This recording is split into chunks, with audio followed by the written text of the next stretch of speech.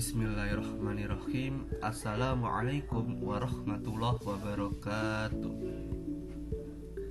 Alhamdulillahirabbil alamin.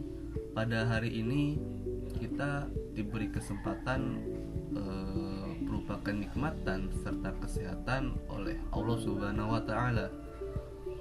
Mudah-mudahan kita semua selalu berada dalam lindungannya.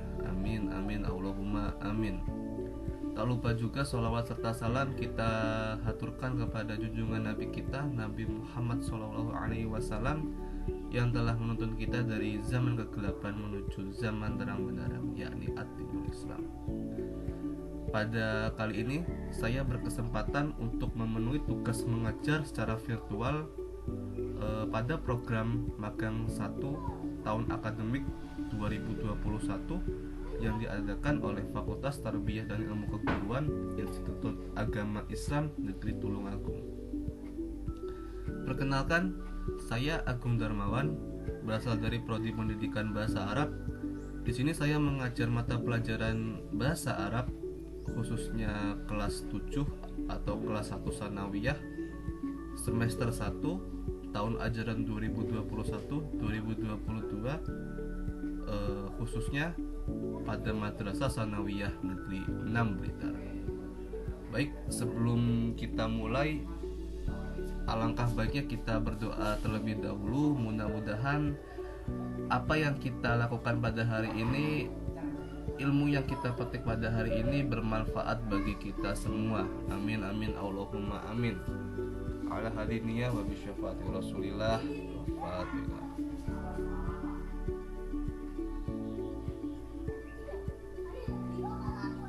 Amin amin Allahumma amin. Baik, langsung saja menuju materi yang akan kita bahas pada hari ini. Ada 4 materi yang akan kita bahas. Yang pertama ada isim dhamir munfasil, yang kedua ada isim isyarah, yang ketiga ada adawatul istifham, dan yang terakhir ada jumlah ismiyah. Baik, yang pertama akan kita bahas yaitu isim dhamir munfasil. Isim dhamir munfasil secara pengertiannya yaitu al-dhamirul munfasilu huwa alladhi yuntaqu bihi ala hidatin. Dhamir munfasil adalah kata ganti yang diucapkan secara terpisah. Maksudnya diucapkan secara terpisah ini dalam konteks bahasa Indonesia itu terpisah antara subjek dan predikat. Dalam bahasa Indonesia, dhamir munfasil ini seperti kata ganti subjek. Saya contohkan, saya berlari. Saya ini sebagai kata ganti subjek, sedangkan berlari ini sebagai predikat. Nah, konteks terpisahnya ini antara subjek dengan predikat. Seperti itu. Kemudian kata ganti subjek itu dalam bahasa Indonesia itu ada saya, kamu, anda, kalian, kita, kami, dia, dan lain sebagainya. Begitupun juga ada istilahnya dalam bahasa Arab yang akan kita bahas pada halaman berikutnya. Kurang lebih pengertian secara sederhana seperti itu. Kemudian pembagian dhamir munfasil. Di sini sudah tertera dhamir munfasil ada huwa, huma, hum, hiya, huma, hunna, anta, antuma, antum, anti, antuma, antuna, ana, serta nahnu. Dari ke-14 dhamir ini atau ke-14 kata ganti ini dibagi lagi secara garis besarnya menjadi 3 kelompok, yaitu mutakalim, mukhatab, serta ghaib. Kemudian apa saja pengertian dari ketiga istilah tersebut? Yang pertama ada istilah mutakalim. Mutakalim adalah dhamir atau kata ganti yang dimana posisi orang tersebut sebagai orang yang berbicara atau orang pertama dalam subjek, yaitu ada dhamir ana dan ada dhamir nahnu. Kemudian yang kedua ada istilah mukhatab. Mukhatab itu dhamir atau kata ganti yang dimana orang tersebut yang kita ajak bicara atau menjadi lawan bicara kita, atau kita sebut dengan orang kedua. Ada domir anta, antuma antum, anti antuma, serta antuna. Dan yang terakhir ada istilah ghaib. Istilah ghaib itu merupakan domir atau kata ganti yang dimana orang tersebut itu tidak berada dalam lingkaran pembicaraan atau tidak menjadi lawan bicara kita, atau yang kita bicarakan orang tersebut, atau orang ketiga.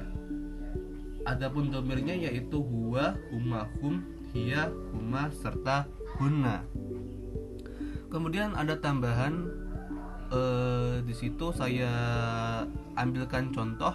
Di sini ada huwa, huma, hum. Ini untuk huwa berarti dia satu orang pria, untuk huma dia dua orang pria, dan untuk hum dia lebih dari dua orang pria. Untuk tanda yang lebih dari dua ini subjeknya banyak sekali. Kan kalau dalam bahasa Indonesia kita hanya mengenal dalam istilah dua saja, yaitu bentuk tunggal dan bentuk jamak. Bahkan bentuk dua pun dalam bahasa Indonesia sudah dianggap bentuk jamak. Sedangkan dalam bahasa Arab ini ada 3 tingkatan, yaitu ada bentuk tunggal atau kita sebut mufrad, bentuk dua atau kita sebut dengan tasniyah atau musanna, dan bentuk ketiga yang lebih dari 2 atau jamak.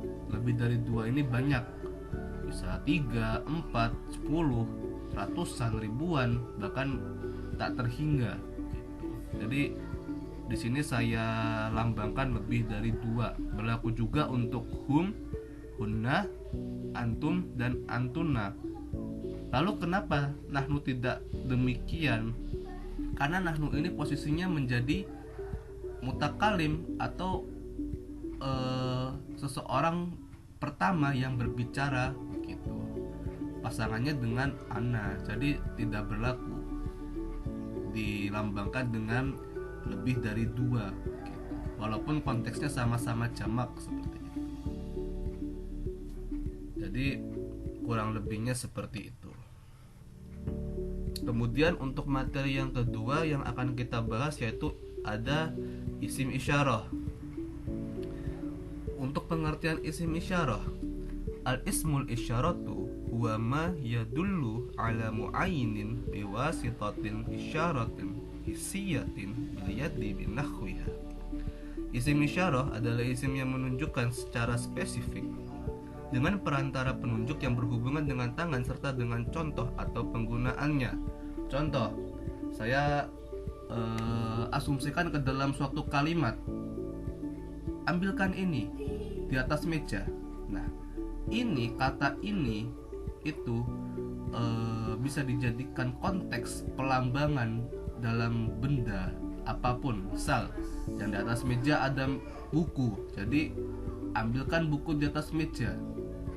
Misal, di atas meja ada gelas, jadi ambilkan gelas di atas meja. Jadi konteks ini itu juga melambangkan suatu benda.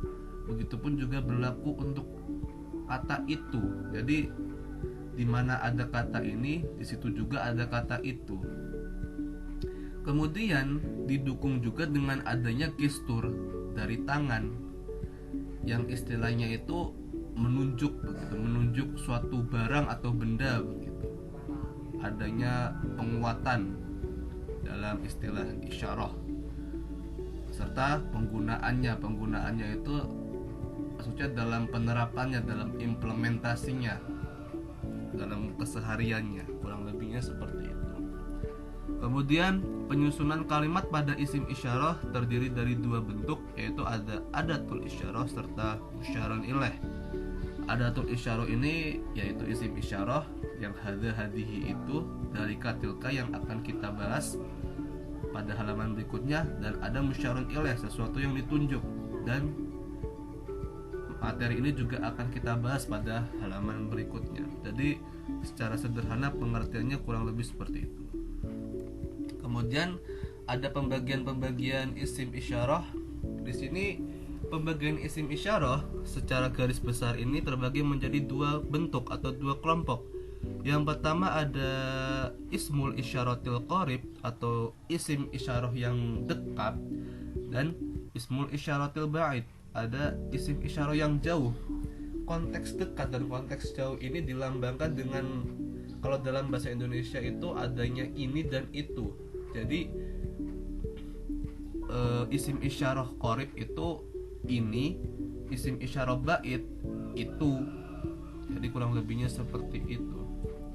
Kemudian dalam isim isyarah qarib dan ba'id itu juga dibagi lagi, ada mudzakkar dan muannas.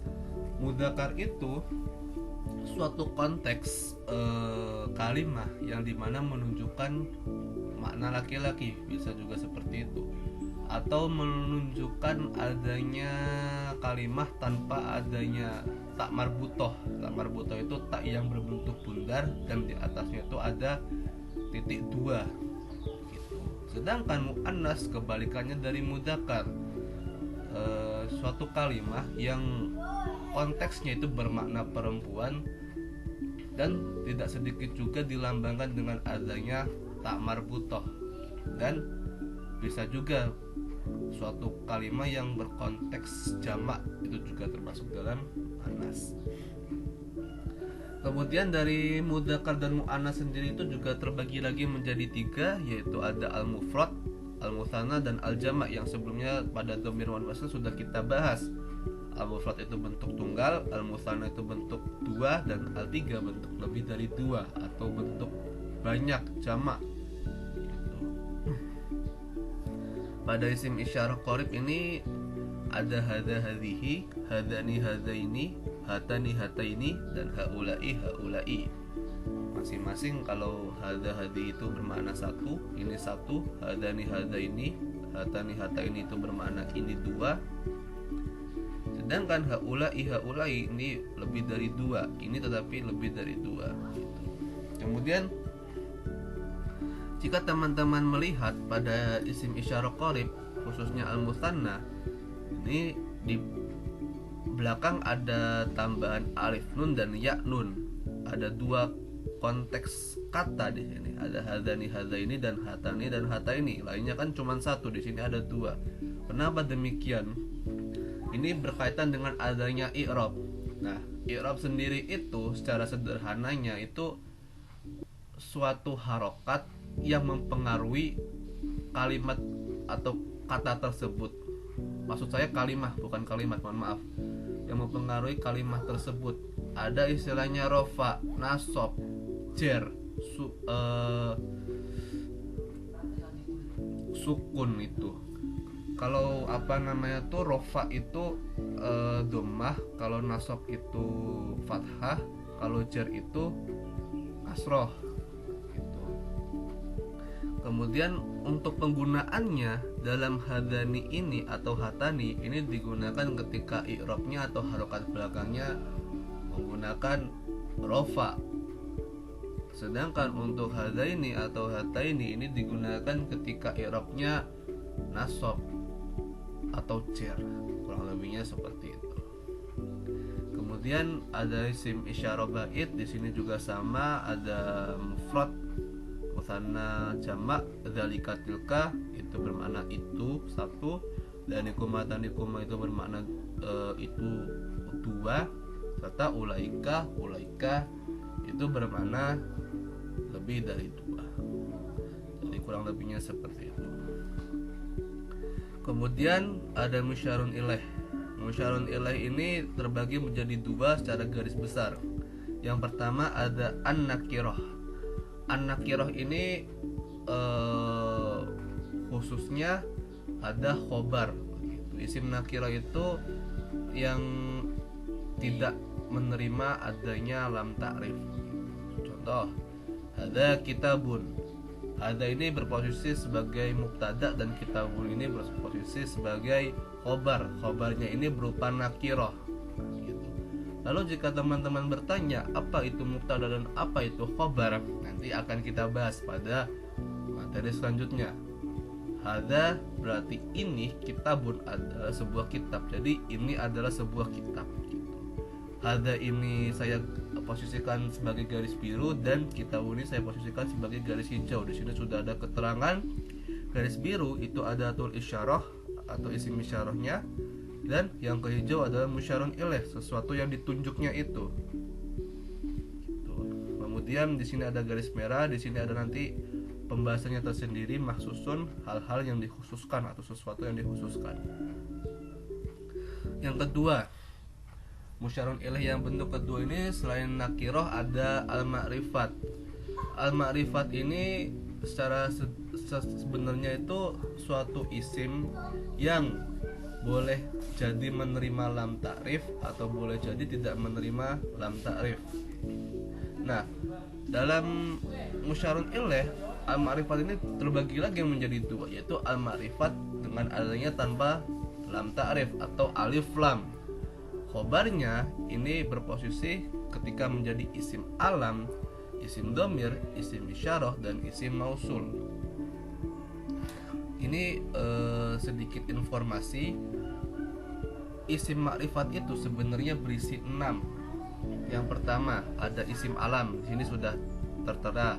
Yang kedua isim domir, yang ketiga isim isyarah, yang keempat isim mausul. Kemudian yang kelimanya itu isim yang menerima alif lam atau menerima lam ta'rif. Dan yang keenam yaitu mudhof. Seperti itu. Di sini contohnya hadhihi Aisyatun. Ini adalah Aisyah. Hadhihi adalah mubtada sekaligus adatul isyarah, dan Aisyatun merupakan khobar sekaligus musyarun ilaih. Nah, di sini juga didukung dengan adanya tanpa lam ta'rif. Aisyatun itu nama, atau dalam bahasa Arab itu kita menyebutnya dengan isim alam. Kemudian yang kedua ada al-ma'rifat dengan lam ta'rif atau dengan alif lam. Di sini khususnya khobarnya itu bermuat na'at, badal, dan bayan. Contoh, dzalika rajulu jamilun. Lelaki itu tampan. Nah, jika teman-teman melihat kenapa kok adatul istifhamnya itu gandeng dengan kalimah lain, sedangkan di atas-atasnya atau sebelumnya itu tidak gandeng begitu. Karena posisi dalika ini menyatu sebagai menyatu dengan isim ma'rifat dengan adanya lam ta'rif begitu. Nah, posisi lam ta'rif ini kemudian dalam khobar ini dinaatkan atau dibadalkan, bisa juga, atau dibayanin, diperjelas begitu. Pemuda itu tampan begitu. Itu posisinya kalau menjadi naat. Jika jamil itu sebuah nama, pemuda itu yaitu jamil. Nah, pemuda itu bernama jamil gitu. Atau diperjelas pemuda itu jamil namanya. Kurang lebihnya seperti itu. Kemudian isim isyarah sudah kita bahas. Lanjut kepada materi ketiga, yaitu ada adawatul istifham. Pengertiannya, al adawatul istifhamu hiya ma tadullu ala wasailis su'ali allati yasta'milu as-sa'ilu biha. Adawatul istifham adalah kata yang menunjukkan perangkat-perangkat pertanyaan yang penanya gunakan. Perangkat-perangkat pertanyaan yang penanya gunakan ini memuat biasanya apa, siapa, bagaimana, dan lain sebagainya yang akan kita bahas pada halaman selanjutnya. Kemudian pembagian-pembagiannya di sini juga sudah ada tabel. Di sini ada ma, hal, man, kaifa, aina, kam, lima, serta mata. Di sini juga sudah ada artinya dan contohnya. Di sini juga ada contoh-contohnya. Mahadha, apa ini? Hal tadhabu ilal madrasati, apakah kamu pergi ke sekolah? Man abuka, siapa ayahmu? Kaifa haluka, bagaimana kabarmu? Aina baituka, di mana rumahmu? Kam umrotaka, berapa umurmu? Lima tarji'u ilal baiti, mengapa kamu pulang ke rumah? Mata jita baiti, kapan engkau pergi ke rumahku? Kemudian jika teman-teman memperhatikan ma dan hal itu kan artinya sama-sama apa. Perbedaannya apa? Dalam adawatul istifham untuk ma itu menanyakan, yang pertama digunakan yang fa'ilnya itu ghairu akil, yaitu tanpa akil. Itu. Yang kedua, ini menanyakan secara jawaban yang umum begitu. Jadi misal, apa yang dimaksud dengan bla bla bla? Apa pengertian bla bla bla? Kurang lebihnya seperti apa itu? Gitu. Kemudian hal ini digunakan sebagai penegas apakah, sebagai referensi jawaban tegas begitu. Misal, apakah kamu sudah makan? Jawabannya cuma dua, iya atau belum, atau iya atau tidak. Apakah kamu sudah makan? Iya, saya sudah makan. Atau belum, tidak, saya belum makan. Gitu. Jadi perbedaannya ma dan hal itu seperti itu. Lanjut, yang terakhir materi berikutnya yaitu jumlah ismiyah. Kita singgung terlebih dahulu pengertian jumlah ismiyah. Al-jumlatul ismiyatu hiya kullun jumlatin tataraktabu min mubtada wa khabar. Jumlah ismiyah adalah setiap kalimat yang tersusun dari mubtada dan khabar. Kalau dalam bahasa Indonesia kita asumsikan sebagai SP atau subjek predikat, kan secara lengkapnya SPOK, subjek predikat objek keterangan. Nah, dalam bahasa Arab itu sebenarnya punya istilahnya sendiri begitu. Kalau dalam bahasa Arab itu subjek itu mubtada, predikat itu khobar, objek itu maf'ul, keterangan itu dorof. Nah itu. Tapi yang kita bahas itu secara sederhananya terlebih dahulu, yaitu mubtada serta khobar. Jadi kalau dalam bahasa Indonesia ini mubtada itu diasumsikan atau diibaratkan subjek, dan khobar itu diibaratkan seperti predikat. Kemudian hal-hal penting dalam jumlah ismiyah. Yang pertama, insarul mubtada mudzakkar fal khabaru aidon. Jika mubtada menjadi mudzakkar, maka khabarnya pun juga menjadi mudzakkar. Seperti yang sudah saya singgung tadi.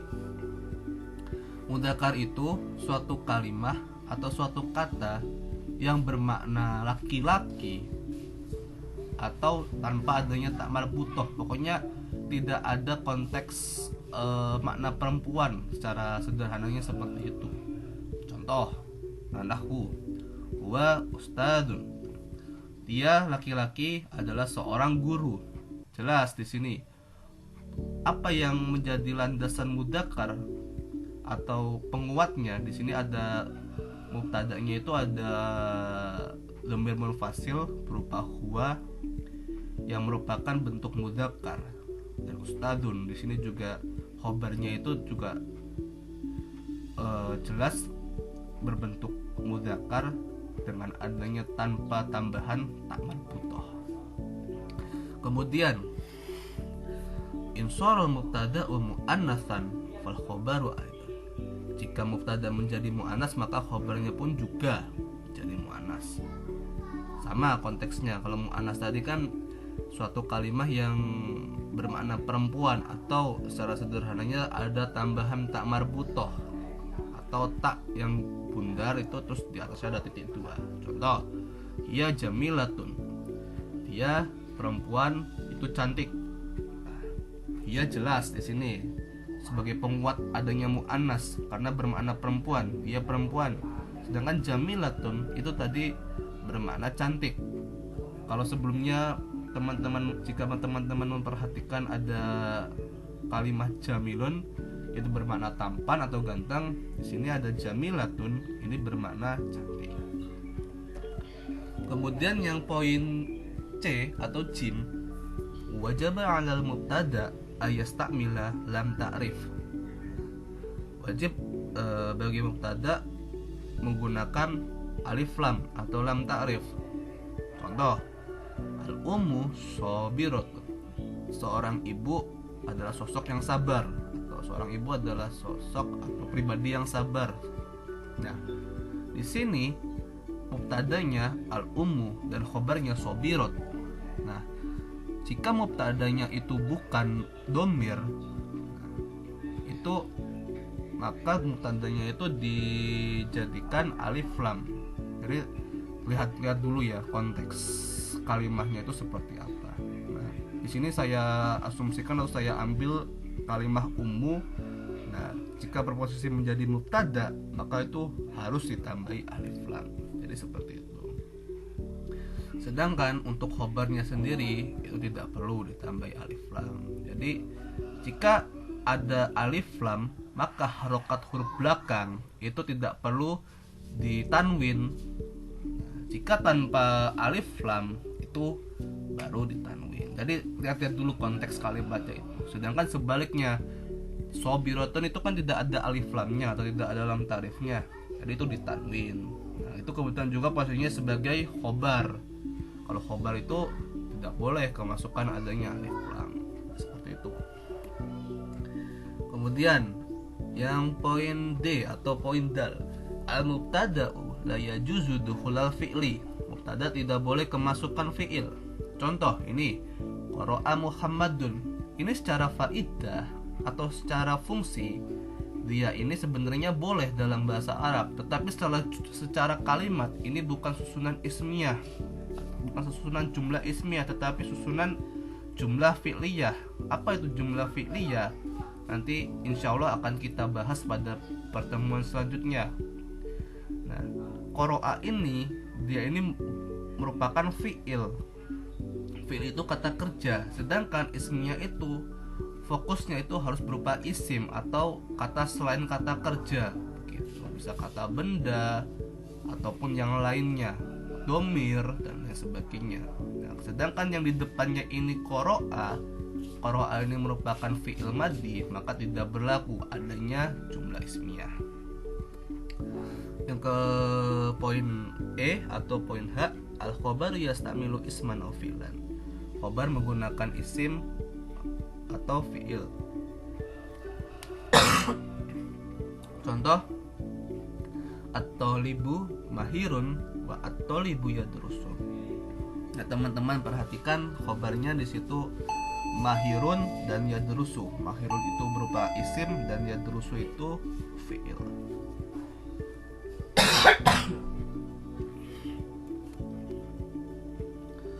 Dan yang terakhir poin F atau poin Fa, law kana al-mubtada'u mufradan fal khabaru aidan wa kadzalika 'ala tasniyatin wa jam'in.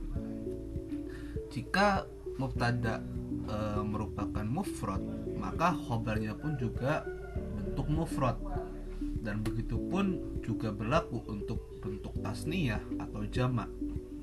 Jadi sudah kita bahas mufrad, tasniyah atau musanna dan jamak. Mufrad itu bentuk tunggal, tasniyah atau musanna itu bentuk kedua, dan jamak itu bentuk lebih dari dua. Contoh, ini sudah saya beri contoh, anta muslimun, anti muslimatun, antuma muslimani, antuma muslimatani, antum muslimuna, dan antunna muslimatun. Nah, masing-masing di sini anta muslimun, anti muslimatun itu mufrad, antuma muslimani dan antuma muslimatani itu musanna atau tasniyah, dan antum muslimuda dan antunna muslimatun itu jamak.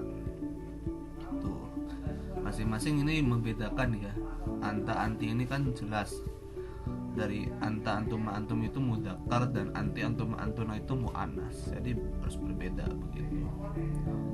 Jadi kurang lebihnya seperti itu pada pembahasan jumlah ismiyah ataupun pembahasan adawatul istifham, pembahasan isim isyarah, dan pembahasan dhamir munfasil. Baik, itulah materi yang dapat saya sampaikan. Saya mohon maaf bila mana saya terdapat kekurangan dalam menyampaikan karena sama-sama masih belajar. Akhirul kalam kita akhiri dulu dengan doa, dengan kafaratul majlis.